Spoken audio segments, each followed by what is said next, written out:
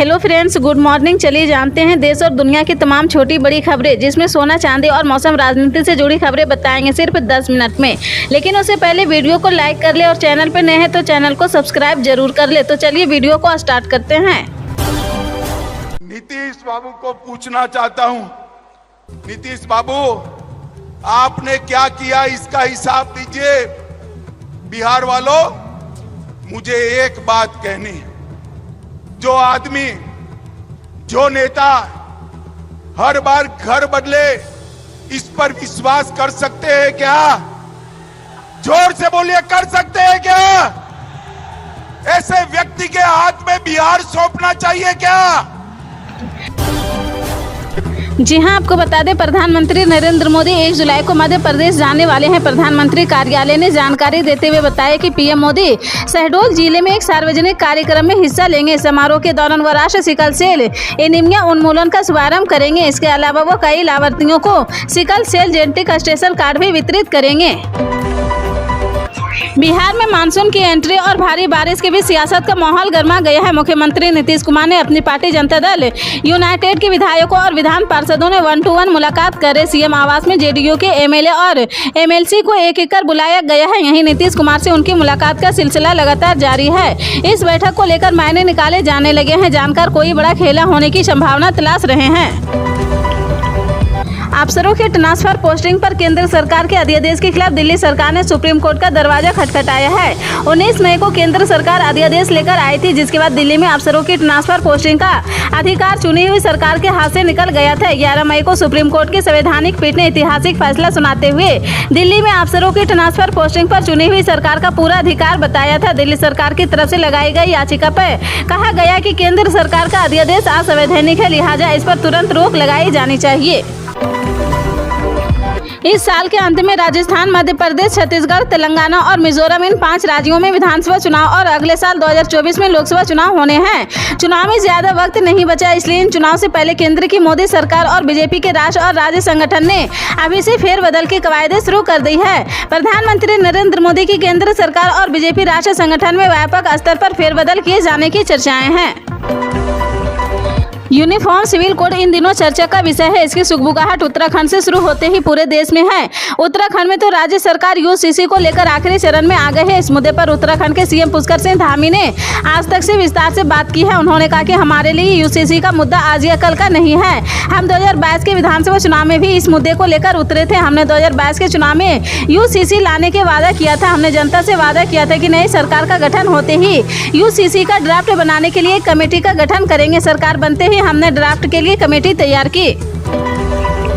Social media जन जन तक पहुंचने का बहुत बड़ा माध्यम है। आने वाले दिनों इसका फायदा सरकारें भी उठाएंगे। राजस्थान सरकार ने तो इसकी शुरुआत भी कर दी।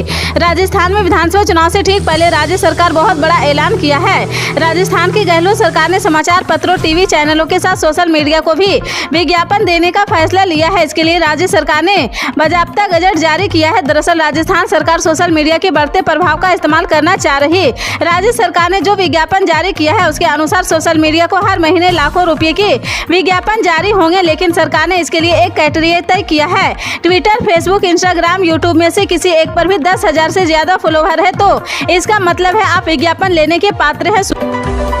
एससीओ परिषद के राष्ट्र अध्यक्षों का 22वां शिखर सम्मेलन 4 जुलाई 2023 को वर्चुअली आयोजित किया जा रहा है। इसकी अध्यक्षता पीएम मोदी करेंगे।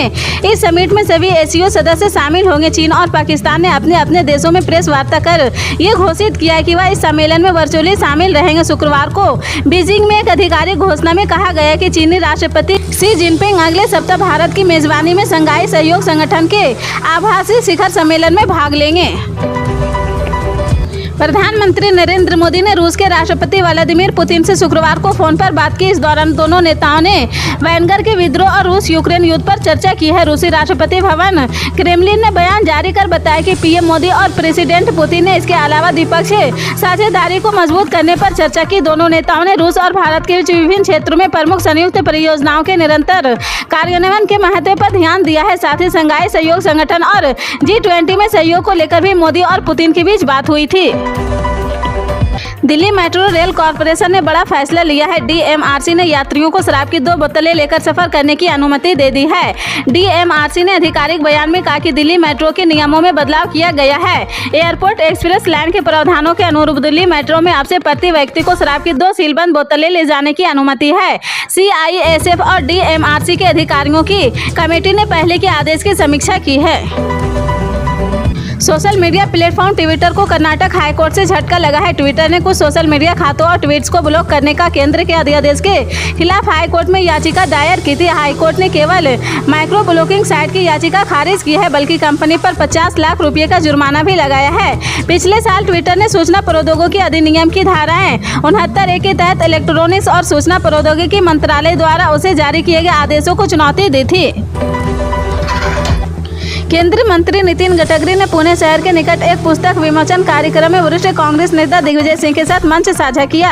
इस दौरान प्रतिवर्ष पंढरपुर धार्मिक यात्रा में शामिल होने के लिए उन्होंने दिग्विजय सिंह की सराहना भी की। सोलापुर जिले के पंढरपुर शहर में भगवान विठल और देवी रुक्मणी के मंदिर है और वह सिंह प्रतिवर्ष आषाढ़ी एकादशी के दिन पूजा अर्चना के लिए पंढरपुर जाते हैं।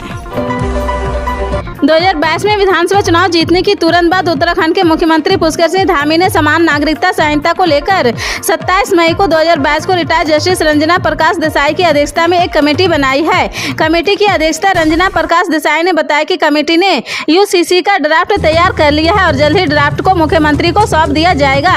उन्होंने बताया कि ये कानून सबके हित का होगा। पश्चिम बंगाल में पंचायत चुनाव में से पहले लगातार हिंसा की घटनाएं सामने आ रही। एक के बाद एक आ रही हिंसा और तोड़फोड़ की घटनाओं के चलते सुरक्षा बलों की संख्या में भी बढ़ोतरी की गई। बावजूद इसके उपद्रवियों हिंसा से बाज नहीं आ रहे। पश्चिम बंगाल के भांगर क्षेत्र में ऑटो रिक्शा, पिकअप वैन, छोटे ट्रक और निजी कारों सहित करीब 16 वाहनों को आग से हवाले कर दिया है और तोड़फोड़ की भी की गई है। और तोड़फोड़ के लिए निशाने बने ये सभी वाहन भांगर के 2 वीडियो दफ्तर में लावारिस पड़े हुए हैं। देश के ज्यादातर हिस्सों में मानसून ने दस्तक दे दी है। भारी बारिश के चलते हिमाचल, मध्य प्रदेश, गुजरात में बाढ़ के हालात उत्पन्न हो गए। गुजरात के नावरसी में एक कार हादसे का शिकार होते ही बाल बाल बच गई है। दरअसल कार अंडरपास को पार करने की कोशिश कर रहे थे। बहुजन समाज पार्टी की अध्यक्ष और उत्तर प्रदेश की पूर्व मुख्यमंत्री मायावती यूपी में अपनी पार्टी के आधार को मजबूत करने के लिए जमीनी स्तर पर काम कर रही। 2024 के चुनाव से पहले मायावती अपने खोए वोटरों को लाने की पूरी कोशिश कर रही है। गुजरात के विभिन्न इलाकों में पिछले 30 घंटों से भारी बारिश हो रही। इस दौरान राज्य में 200 किलोमीटर से ज्यादा बारिश हुई है। मौसम विभाग ने गुजरात के विभिन्न जिलों में शनिवार को भी भारी बारिश का अनुमान जताया है। इसके अलावा रविवार और सोमवार को हल्की बारिश होने की आशंका जताई है। आज यानी 30 जून को देश में 24 कैरेट सोने की कीमत 120 रुपये यानी 0.21% घटकर 58,030 रुपये प्रति 10 ग्राम पर पहुंच गई है, जबकि 22 कैरेट सोने की कीमत 53,150 रुपये प्रति 10 ग्राम हो गई है। जून महीना का आज आखिरी दिन है, जिसके बाद कल से जुलाई महीने की शुरुआत होने जा रही है। हर महीने की तरह इस महीने भी कई दिनों बैंकों की छुट्टियां रहने वाली। हर महीने की तरह इस महीने भी कई दिनों बैंकों की छुट्टियां रहेगी। रिजर्व बैंक ऑफ इंडिया ने जुलाई 2023 के लिए बैंकों की छुट्टियां की लिस्ट जारी कर दी। यह लिस्ट राष्ट्रीय स्तर पर बैंकों की छुट्टियों की है। वहीं कुछ राज्यों में अलग अलग त्योहारों पर भी बैंक बंद रहता है। पीएम किसान सम्मान निधि योजना की अगली यानी 14वीं किस्त भेजने की तैयारी सरकार लगभग पूरी कर चुकी है। पता नहीं कब आपके खाते में पैसे ट्रांसफर होने का मैसेज बोला जाएगा, लेकिन किस्त से पहले आपको कुछ जरूरी बातों का जानना होगा, जिससे आपका संशय खत्म हो जाएगा। सरकार ने 2000 रुपये की 13वीं किस्त भी कई लाख किसानों को बड़ा झटका दिया था, जिससे लोगों को निराशा हाथ लगी थी। अगर आपने इस बार भी जरूरी काम में लापरवाही की तो फिर झटका लगना तय माना जा रहा है।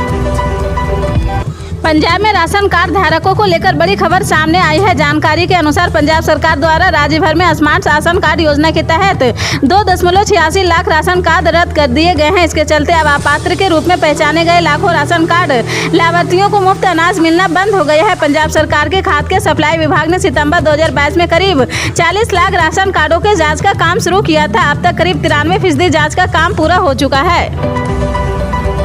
भारत में वैश्विक महामारी कोरोना के मामले पिछले कुछ दिनों से लगातार गिरावट देखने को मिल रही। पिछले दिनों मौसम में बदलाव के कारण थोड़ी तेजी दर्ज की गई थी, लेकिन एक बार फिर इस बार काबू होता नजर आ रहा। पिछले कई दिनों से कोरोना के दैनिक मामले में लगातार गिरावट भी देखने को मिल रही। कल के मुकाबले आज भी देश में कोरोना के दैनिक मामले में गिरावट दर्ज की गई है। इसी तरह की पल पल के अपडेट जानने के लिए जुड़े रहें आप अपने NTS न्यूज चैनल से। मिलते हैं अगली बड़ी खबर के साथ, तब तक के लिए जय हिंद। बीजेपी हिंदुस्तान को तोड़ने का काम कर रही है, नफरत फैलाने का काम कर रही है, हिंसा फैलाने का काम कर रही है, और कांग्रेस पार्टी जोड़ने का काम कर रही है और मोहब्बत फैलाने का काम कर रही है। क्योंकि आप जानते हो, आप बहुत अच्छी तरह जानते हो कि नफरत को नफरत से नहीं काटा जा सकता है। नफरत को सिर्फ मोहब्बत काट सकती है, और हम नफरत से लड़ते हैं, इसलिए हम मोहब्बत की बात करते हैं। यहां पे